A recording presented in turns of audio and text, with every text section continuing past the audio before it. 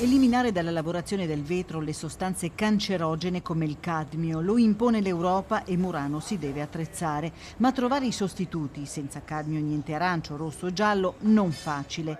Ci lavora un gruppo di scienziati come Antonio Pires de Matos, chimico portoghese, a Murano per la 4 giorni mondiale promossa dalla Glass Art Society.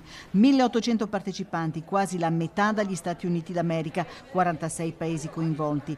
Tutti addetti ai lavori nei vari segmenti del vetro artistico. Chi lo lavora, lo insegna, lo studia, lo colleziona, ne scrive e quindi ne sa. Uno scambio di informazioni tra quello che è il vetro di Murano e quello che è il vetro internazionale, perché comunque Murano è rimasta un po' al di fuori per anni di quello che è il circuito internazionale. Dalle fornaci muranesi dove sono nate e cresciute generazioni di maestri vetrai alle scuole in giro per il mondo, 2 approcci, un unico obiettivo. Una maniera anche per essere più consapevoli che appunto il vetro non è più muranocentrico, ma insomma ha anche altri aspetti, ha anche tante altre realtà che sicuramente ci possono, anche noi padri di questa grande tradizione, ci possono arricchire.